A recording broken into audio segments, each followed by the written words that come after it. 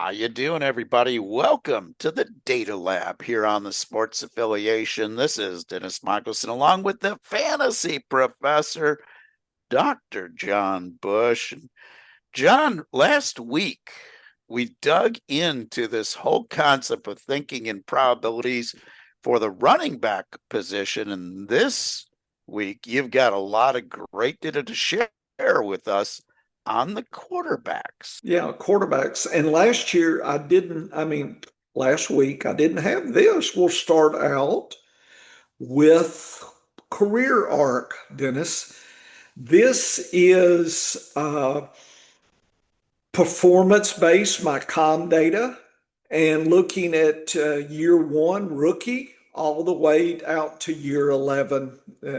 Not much data for in my database here, but Dennis, take a look at the arc here, and it looks like year four has a peak. We drop year five. I know that's the contract year. We bounce back year six and seven, but we start declining again. And then if you're still around at year 10, you maybe have some of your best season. So remember that this data is tracking the winners and survivors. So we're jettisoning the duds. So that is occurring. In other words, the amount of quarterbacks that I'm sampling to make this graph is actually going down, Dennis. And so we're going down, but the survivors are actually peaking. So if I'm a dynasty, I'm expecting a 3-4. So here's rookie, year two, year three, year four, drop, year six, seven, dropping a little bit, eight, but boy, year nine, and again, I don't know if this is real, this drop here, but it sure looks like it. And then the survivors are perked back up. But I will say this about the rookie year. I think our expectation, as far as most of them, it's the lowest box here, Dennis. The box top is right there, which is 30.33. That means 30% of 18, 6 weeks. Is that right? 30% of 18, 6 weeks above median, which is, I've modified that down a little bit. Second year, this number, box top, is 9 weeks. Next year, the year three is 60%. What is that? 6, 4, It's about 10. 10? Yeah, 10. So you can see year one to year two is the biggest breakout, Dennis. It's not a year three breakout concept. It's you're gaining more. So I think if I'm a dynasty player, I think you could get an advantage if you can spot who's going to give you more consistency in year two. Versus year three, I think it's a little bit more apparent. Everybody's in on the secret by then. Yeah. And so in Dynasty, these would be the kind of things like, you might want to drop somebody at the end of year four, and maybe if they perform bad, you could pick them back up year six and seven, drop them again. And if they survive to year 10, you might pick them back up again. You could kind of plot your strategy just looking at career arcs. So this is something new, Dennis. I'm going to let you comment if you want to. So I have one thing that jumps out to me right away, and that's the upper end of these, not the boxes, but the whiskers. The top whisker, the So ultimate. look how much higher, like significantly higher top whisker. I mean, we're talking double the performance for the top whisker, and I know exactly why that's happening. First 3 years, look at your running quarterbacks, and I'll guarantee they're in the top towards the top of those whiskers. Yep. As you go on, there are fewer and fewer running quarterbacks that are still running as a high percentage of their points. And that shows as the whiskers, the difference between the top of the box and the whiskers is shrinking. So very interesting here. So let me stop here, Dennis, because you're right. So, folks, what if you're not familiar with a box and whisker? Probably should have, I know what it is. So, this is a way to look at the population. And this year three here in gray is pretty clear. And what this says is 0.6 to about 0.25, 50% of the population falls in here. Okay, so basically half your fish you caught are this size. 25% of the fish are from here to here. So big lunker fish all the way down here. 25%. And then the runt fish that you had to throw away because it's illegal to keep them are in this bottom whisker. So this shows you the population. It's a population level. This is the whole group. It's not one player, right? So players can live or move between in these different positions as you go across. But this is just a way to see the best would be the top whisker, the worst would be the bottom. So the best quarterbacks, Dennis, they show up year three. And also after the contract, Dennis, year six. Isn't that interesting that those are the top of the top right there? So, and also look at rookies. Some of these rookies, which may be the runners, Dennis, look how long the whisker is. We're talking 0.3 to 0.8. That's that's a big difference if you look at the whisker length. And so that says that most of the population is down here, Dennis, 75%. But there's the best of the best. So if you're drafting a rookie quarterback, I think you better make sure they're running, Dennis, and they have the potential to really bring it home to you. You're probably going to pay for that though, because I think everybody's aware. I don't think there's going to be any surprises on who's a running quarterback, but maybe you'll get a bargain. But the ones that are not running, I'm just saying you got a risk here that they're ended up in the 75% suck bucket versus the ones you want. So those are some things that jump out to me a little bit. But I like this concept. And Dennis, I've got the career arc for all the positions later on. We can, in another show, we can look at RBs, tight ends, and WRs and ask the question, positional difference. If I'm a dynasty player, don't you think you need to understand how the population, are going, right? If you're going to go be hunting big game, you need to understand what the herd is doing, how things work and the dynamics of the herd, if you think about it like that. Yes, that is so important. And quarterback is a very different than every other position that is out there. In fact, every position is going to have its unique look. When I look at the career arc using my MVP index, for instance, which I would like to see and put it next to the data here. A high percentage of my running back MVP guys had their best career year one. That's scary from a fantasy football dynasty point of view because it just shows you're going to be constantly churning at that position. At quarterback, what it tells you is if I'm investing, for instance, this year, if I was in a position with a quarterback needy team, I'm probably making a trade versus grabbing Mendoza as a rookie quarterback because I'm fairly confident looking at your study that Mendoza, his best case income is under 0.4. And I don't want a quarterback under 0.4 if I can help it.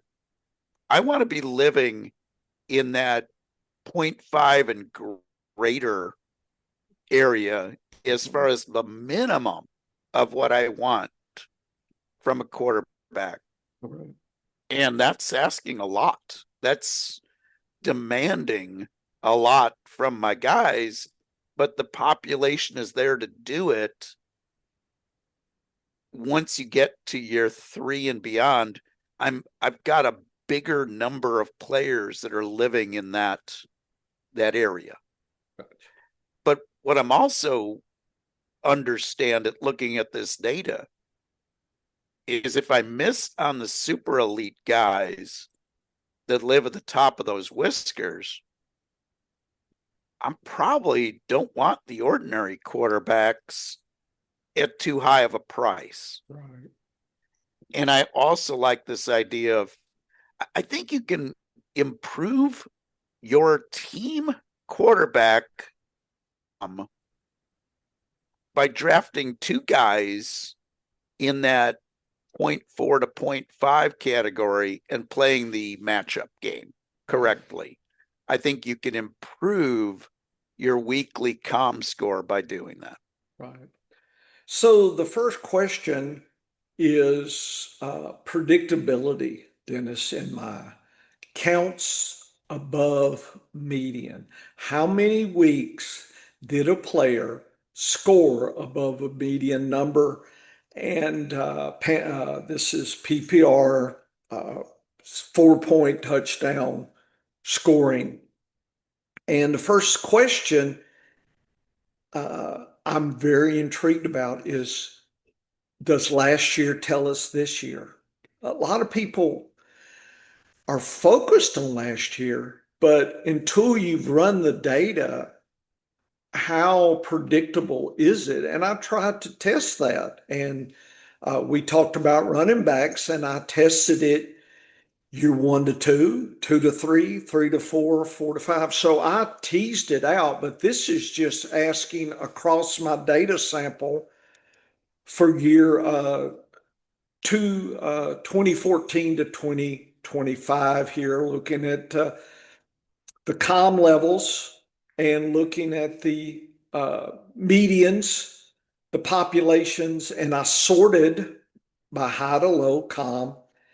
And then I looked at the top 20 quarterbacks the year before, and then I divided them into 2 groups, top 10 and 11th through 20th. So that's not, I'm not fine tuning, Dennis. And you're saying, well, why are you grabbing the top 10 and the next 10? Folks, you need enough samples for the stats to work. You cannot just sample. You can't go on a lake, catch one fish, and make a claim about the lake. In biology, we sample and get enough that we can say, boy, the trout over here in this stream are really small. I caught 100 and they're all, say 24 inches or less. That means something is taking out the big boys, or they just got stocked recently, or something, is killing the older trout. Versus, the average length is, 5 foot. Wow, we got some monster trout here. And so I know where I want to fish. I want to fish where there's bigger fish. And so the same thing in drafting. I want, the top 10 from last year if they're going to perform this year as a group.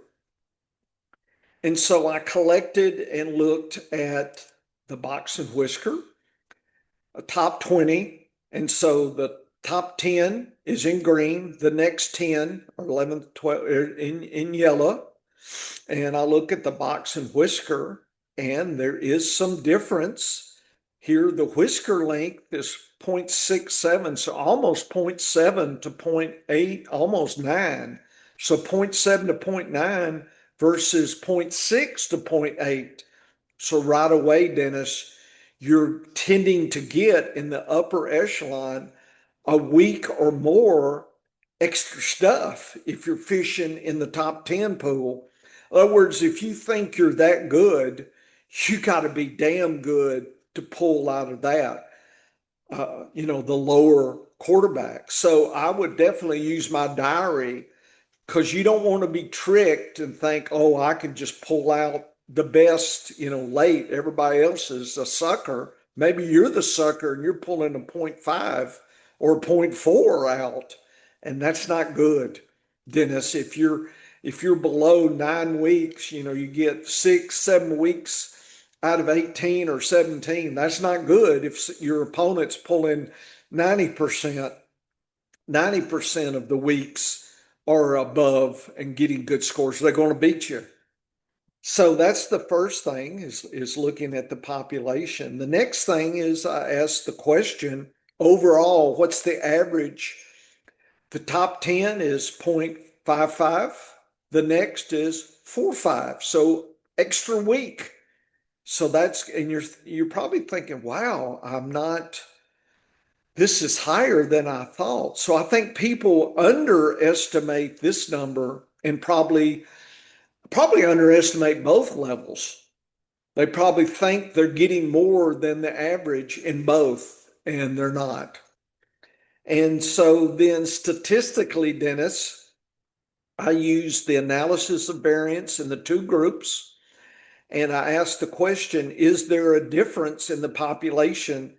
The ANOVA says there is a difference, and the Tukey says, yes, it is significant, that this is not random, that this difference is real. That's what stats tell you, right? You can have a difference that's just random, and that's not what we do in science.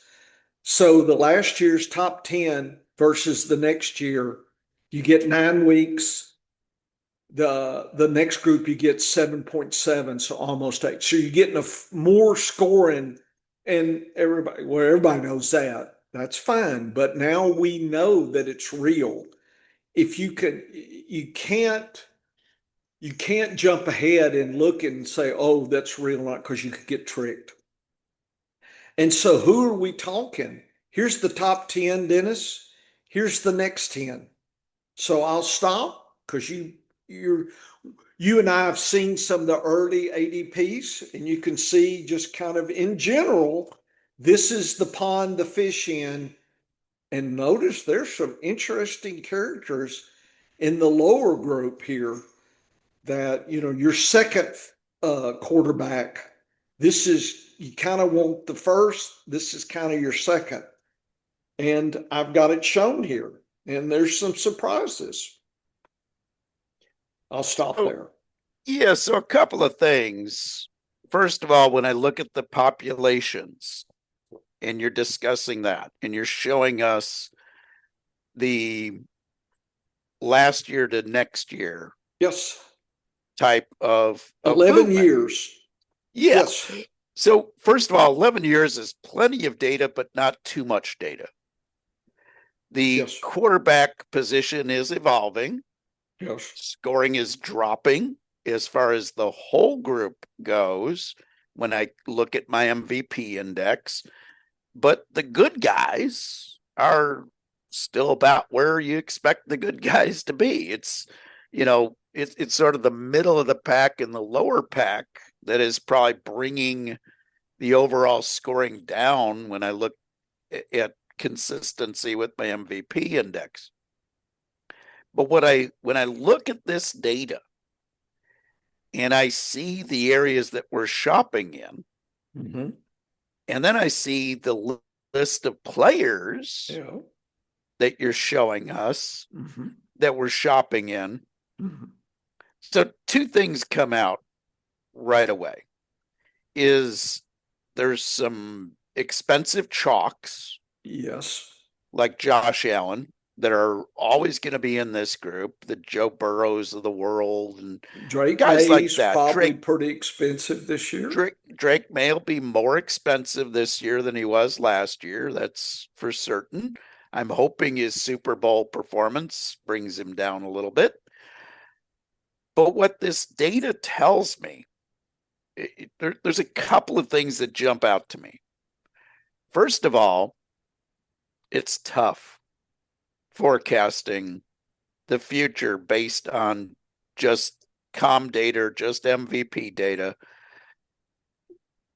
But we have an idea of who the good guys will be. And look at the size of that population. That's a lot of players to go shopping in. Yeah. So I'm feeling pretty comfortable. Remember a couple of weeks ago when I started talking about, as of now in February, and we'll be switching to March here, but as of the end of February, I'm fairly confident that my game plan for the 26th season will be to take two reasonably late in the draft. And when I say reasonably late, I'm thinking round 6 might be where I go shopping. But I might come back really quick with a round 7 quarterback as well. I like this idea. The more I look at the com data, the more I look at my MVP data and how it changes from one year to the next, I'm feeling pretty confident in saying I'd rather have 2 shots at a cheaper price than 1 shot really, really early. Because seeing the drop off, first of all, seeing the guys that are in that top group the previous year, and even in the upper of the top group, say the top 5, and don't return back to the top 5, that's a little scary of a population for the price tag of what you're paying. And yes, Josh Allen has been bulletproof, but he's also a year older. We know where the rushing ability tends to go with quarterbacks as they go on in their career, and it goes down. There hasn't been anybody who has gone up, right? It's rare. It's very rare. So I'm looking at these guys as they get to that 29, 30 age. And it's not like I'm expecting the bottom to drop, but I'm expecting more of their points to come from their rushing or from their passing ability than rushing ability. Right. And I'm not sure that that's good news for our most premium quarterback, Josh Allen. Because any departure from what he had last year on the rushing side, if it's not made up on the passing side, and we're talking 2 to 1, for every 10 yards you're not rushing, you got to get 25 yards passing to get that same point. You need 1.5 TDs in most formats when they're paying 4 points for a passing TD. So I look at that and I said, there's nowhere to go but down for Josh Allen. He needs to repeat last year's performance to even be close to where he's likely to go, 3rd round, right? Right. ADP, 1 quarterback leagues, redraft. I'm not sure I want to give up the running back or the wide receiver that I could have had. True. Because I don't think the drop off at quarterback, especially if I have 2 and I'm good at playing the matchups, I think I can win on the math because this is a big population of players Yeah. that could be. The way Well, I'm reading this, these are guys who could be top 10 this year, correct? this just means that they're going to produce more weeks above median than the other group on average. Right. That's And all that it says. in the 11 to 20 group, You're how getting you're losing a week on average of a good week. So that's the risk. I can The deal with that. reward is an extra week over here in green, or you subtract a week. And that doesn't look at streaming. It doesn't look at any of this other. This is just a starting point, Dennis. This is not the end of our analysis. But if I can pick two quarterbacks out of here Mm-hmm. in the sixth to eighth rounds, Mm-hmm. I should be able to have a pretty good shot at competing against anybody at the quarterback position. I think that's, yes. That is very intriguing. And especially if I add a little bit of the career arc data Yeah. to this, Mm-hmm. I all of a sudden have a little better understanding Mm-hmm. of the liabilities. And so then, and I'm skipping, Dennis, you can see me scrolling, folks. Dr. Bush going crazy here. Look at all the secret stuff that you're not knowing. But Dennis and I will discuss off camera. But I'm jumping to this data here. So last week we talked about running backs and we talked about three levels. And I called them the lollipop. This is from the stock market plotting kind of the worst, the best, and kind of, the middle here of quarterbacks. So this is the top 20, Dennis, using the com, using the age, I call it age com, of where they're at. And notice Josh Allen is here, but look at worst case scenario for him. He's, 1, 2, 3, 4, 5, 6, 7.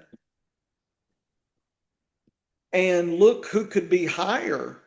It's just I'm not going to pay a third round for this kind of lollipop with this extreme bounce above or below uh, an 80. I've converted the com into a scale of 0 to 100. And I'm going to do that for MVP and Bush LR. So we'll have our complete cheat sheet in August, and we'll have this lollipop will represent all three of our consistency metrics, Dennis, and that's going to give us a lot of nice information. But yeah, look at Allen. And it's like, boy, I like Dart. If you look at it this way, going from year one to year two, you saw the increase in the arc. And so I include that. And this is looking pretty good. The guy that I like is Purdy. Look how small the Oh, lollipop yeah. is. I don't know his ADP, and but I do like that. So, but Allen, think about it. If Allen hit here and everybody else hit here, Dennis, this could be 10th, 11th, 12th. This could be bad. This could be a third round that you got a 10th round quarterback from him. You're not happy. You're probably losing some leagues and weeks because of that. I'm just saying, I think that's the risk or the uncertainty you're going to have to deal with. I just don't think I could pay full price for him. No, I don't think I'll pay full price for him this year based on just what I'm giving up. But what I'm getting, if I can get somebody that is got their lollipop above the 0.7, Yeah. I'm feeling better about those guys, Yeah. especially if I'm getting them cheaper. Yeah. And I'll show you the way I would use this in Superflex Yeah. as well. Look at the guys whose total lifespan is likely to be above that 0.8. Mm-hmm.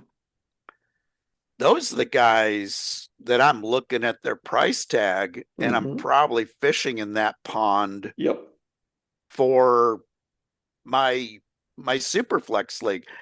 How cool would it be if I had a Brock Purdy, Yeah. Tyler Shuck, and Jackson Dart Oh man. as my three quarterbacks in Superflex, and at their price tags, I Yeah. can make that work?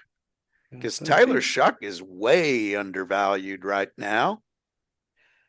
And Your he's got data, Chris Olave, Dennis, who in my wide receivers was one of the highest wide receivers last year. and they're either going to add Jeremiah Love or Tate, Lemon, Tyson at wide receiver. They already have Juwan Johnson. Yep. That's an offense that showed improvement last year Yep. and probably has upside improvement this year Yep. because they're going to add a key player. I'm of the belief that they're going to grab either Love or Tate Right. at that 8th pick. And the key is whoever they don't take is likely to end up on the Chiefs at pick 9. Be good. But I am loving that idea of a Tate Olave combo at wide receiver, because now you cannot just simply take Olave out of the game. They got that Devon Vale, who will be a good third wide receiver. Mm-hmm. Then they have Juwan Johnson. Mm-hmm.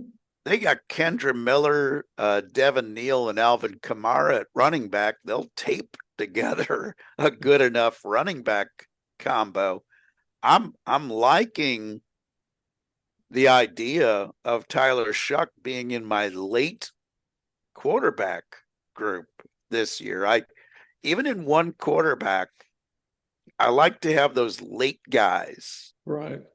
Last year, it was Stafford, it was Drake May, Mm-hmm. some Bo Nix, some Dak Prescott. They were all going 8th round and later. Right. You could get 2 of them cheap and have a good quarterback combo. Brock Purdy was another one who was very cheap. I don't see that changing this year. I don't think I, so either. I like this way of looking at the data because it shows you the risk. And here's the thing. If Josh Allen was going 5th or 6th round, I don't care about that downside risk as much. Right. The earlier he is going, the more I'm concerned about any part of that lollipop under 0.8. It is a lot. But anyway, Dennis, so we're going to, like I said, try to have the other two metrics with this. So now we'll express a consistency lollipop, we'll call it, with the different ways of looking. And I believe last year you and I were looking and trying to get what we call the all green squad, right? They were high in all 3 metrics. That was the good news. We were not looking early for those that had a not green, right? There was something going on there, and it gave us worry. And so I'm going to try to construct this for us by August to have those other metrics. But I'm about done with wide receivers, Dennis, and I'm done with tight ends, so we could pick up tight ends. So I'm not, folks, I'm not talking about the age com that the metrics that go into the lollipop here. Just the calm is one, but there's two other sides to that that I'm not really talking about a lot. I think Well, I talked about it and defined it in the running back episode. So if you want to see where all this came from, you can check that out. Right. and basically, in a nutshell, what the professor's doing is he's taking that age arc data The and career in arc, yeah. career arc And trying to data, yeah, and trying to work it in to the probability. and that's the key, folks, is this is all about probabilities. There's a pretty good possibility that Josh Allen exceeds that 0.8 again. Oh Like yeah. there's a good solid chance of that happening. I'd say a third. Yeah. Yeah. And I think, if you look at 0.7 and above, Yeah. that's where, your really good You could move quarterbacks are that living. down. That's where your really good quarterbacks are living consistently year to year. That's a pretty good chances I mean, if likelihood you of look at the being there. worst case, Brissett, May, Lawrence, Purdy. In other words, Allen could be theoretically about number three or so, 3 to 4, if you look at some of this. That's what it seems to me. His upside is 3, but his downside could be 12 or worse. And the guys that are living totally below that 0.7 line Right. income, There it is. those are the guys I start worrying about a Here's lot. Lamar Jackson, Sam Yeah. Darnold, Browning, Love, Herbert. And Justin Herbert's a guy that is really being hyped for next season again. Right. And I get it. Like, dynamic player. There's no doubt about that. But Justin Herbert's best years came in his first 2 years. Right. He's now on a team that is probably their philosophy will be run heavy again. Right. It was run heavy last year. Right. It's likely not to be changing because there's no change with the head coach. Even Michael McDaniel, the whiz kid from Miami, that's going to be their new offensive coordinator, he runs the ball a lot. So I don't see that offense changing dramatically. Herbert could be a good 2 if you get him cheap, but I think he's going to be overhyped as a he's 2. going to be way too expensive. So He I think was somebody like last year. Love or some other, player would be cheaper as your 2 in a super flex or a 3 even. And you'll probably be also shopping about. I think Brock Purdy will go after Justin Herbert. And that would be great. And I can make a case. What was your MVP for Brock Purdy? So Brock Purdy last year, he was a 100 right on the button. That is a nice number for where he's going. So he's had 4 seasons in the league. Okay. And as long as he's over 6 games, I'm okay with that number for my MVP. I know it's reliable enough. Under 5 games or under, I'd throw it out. But so his MVPs, 100 as a rookie, 107, dropped to 73, back up to 100. 3 of his 4 years at 100 or greater. He is not a running back or not a heavy running quarterback. He can get you the occasional scramble yards, just like Mahomes, but he's not going to be confused with Josh Allen or Lamar Jackson. And so I'm feeling pretty good about his career arc. I would say my low side for him on MVP next year will be 85. Right. High side, 115. Yeah. So I'm cool with those numbers because I'm probably going to get him very cheap. Yeah. Versus a Josh Allen, And trust me on this, Josh Allen has been super consistent Yes. the last 2 years.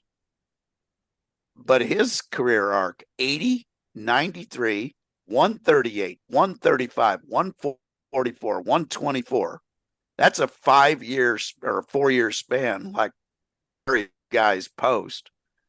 Last 2 years, 113, 112. Really good. Now worth a third rounder. Nope. And the data suggests that if he's going to go anywhere, like a significant move, 20% or more on your COM data or my MVP data, the direction is not up. Right. He's more likely to fall at or under a 115 on my MVP than he is to hit a 135 or greater. Right. I feel pretty confident about that forecast. Could he, if he just goes nutso with rushing touchdowns? Of course. But we're playing the probability game here. Right. I would rather bet on the 80% solution than the 15% solution. Gotcha. And again, if Josh Allen was going 6th, 7th round, it'd be like, sign me up. I'm all day on Josh Allen. 3rd round, I get real picky. 3rd round, I want my quarterback to be as much of a lock other than injury, to be a 125 or greater. I don't think Josh Allen's there. I hear you. Very interesting data, Professor. I didn't think you could top the running back data, but I think I learned more with the quarterbacks because I actually, looking at your data versus the expected ADP on players, Yep. I think we're going to find lots of value I think that's the whole point. at the quarterback and wait till position. we have the MVP and the other metric cooked in. I'm looking forward to that. And then we could look round by round at all positions and have lollipops. So then not only positionally can we compare, but then in the draft round, look at who might be there. That could be an upside play. And again, this is all beta test, folks. I've never done this before, brand new. We'll see. But we got to start somewhere. We've got to start. All of this is based on solid reasoning. Yeah, consistency. Based on solid data. Yeah. We know that consistency, when measured correctly in fantasy football, is good. Like, it's predictive, Dennis. And it's predictive. That is the key. Statistically proven to be predictive. And that is the key, folks. If it runs back better than fantasy points per game, better than total points, if it's more predictable, it's better data. And if it's not as well known, you're going to get more value. Sacred data wins money at the racetrack, and it will win in fantasy, folks. I'm telling you. You know, that jockey knows if this horse is live or not. Okay, so he's going to be calling his, his family, hey, go make some bets for me. And the trainer, everybody knows, except the hot dog man. And boy, can you tell, because there was a race the other day out at Turf Paradise. Oh yeah. First flash of the board, a horse at 1-9. He had $10,909 bet on him. You know that was a $10,000 bet that went in from somebody. Yeah. And happy to report he did not win. Ooh. But the case in point is when you're betting on a horse, if I see a 1-9 shot in a $10,000 claiming race, I am running away. There is no way that I'm betting dollars to make pennies. And the same thing in fantasy football, folks. Yep. If you are spending a premium pick on quarterback, and spending a third round pick That's is like premium. that's like spending a first round pick on a running back. Yep. When I buy a running back in the first round, I want 120 or higher with MVP. When I'm buying a quarterback in the third round, I want 120 or more MVP. And I want that to be as close to guaranteed as possible. We've got a situation where we have not seen that from Josh Allen in 3 years. Lamar Jackson stepped down last year. There's a lot of landmines here, Dennis. Burrow's just injury ridden. And Lamar, if you throw away his year 7 of 141 MVP, yep, you got to go all the way back to year 4. You got to go back 3 more years till he even scratched 100, and back to year 3 when he scratched 120. And remember, those are the 2 peak years by the career arc. Yes, and that's the key. So the career arc, I think, in conjunction with consistency, people have not put that in to their equation. They're too focused on last year and whatnot. And I think the top-down view, the consistency mesh together. I think that's where we're finding some value, and I certainly has helped you and I pretty much make money about every year. I'm not saying, if we're so smart, why aren't we rich? Well, in game theory, as far as bankroll management, Dennis, you play it like you're supposed to play it. You're not betting everything, hey, I'm really good at quarterbacks. Well, am I betting my whole shot on one league, $1,000 league? No, I'm going to stretch it out and play 40, $30 leagues. That's just that's being greedy. It doesn't sound like that's being greedy, but that's being greedy. You're letting the stats come to you and work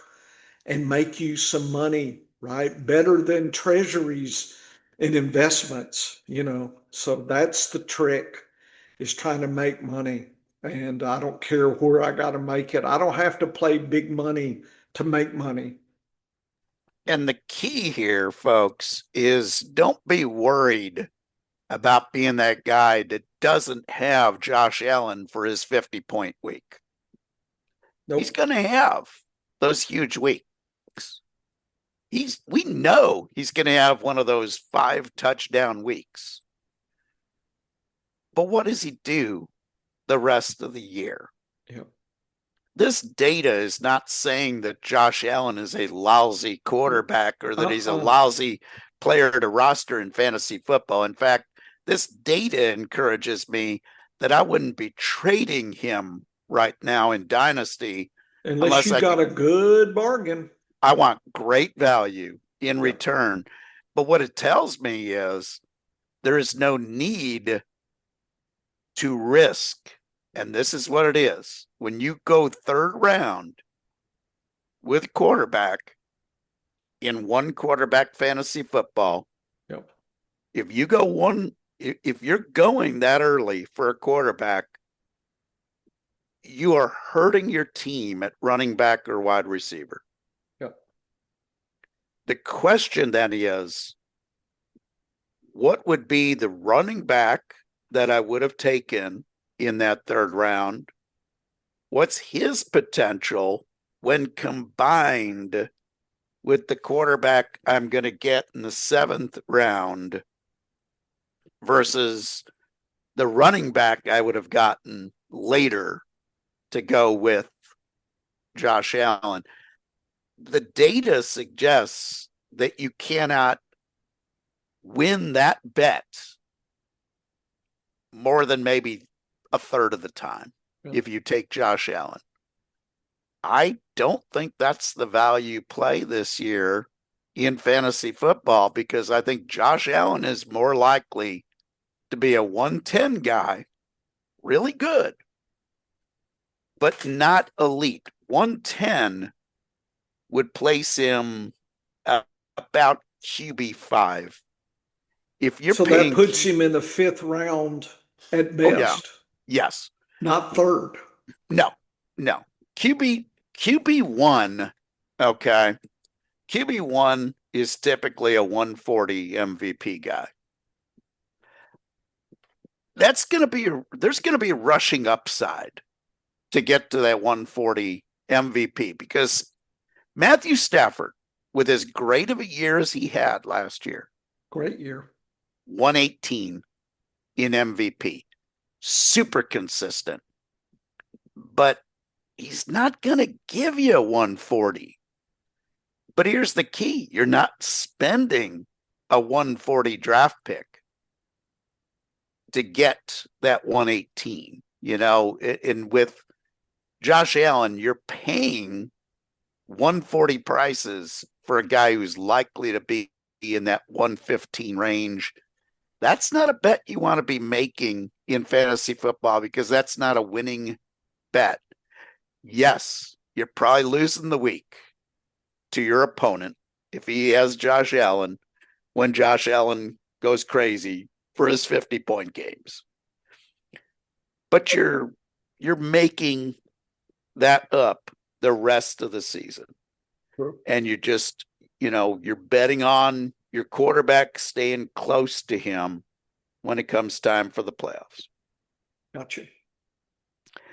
So head on over to the scienceoffantasyfootball.com. Professor's going to have a lot of cool data for you all off season long. So will I. I'm going to be looking at my first guess at Opportunity Index, trying to predict who is going to draft running backs and wide receivers early in the upcoming NFL draft. That'll probably be coming out this week.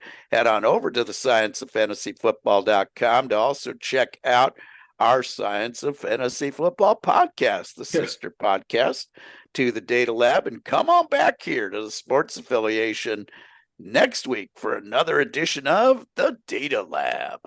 Get to work, folks.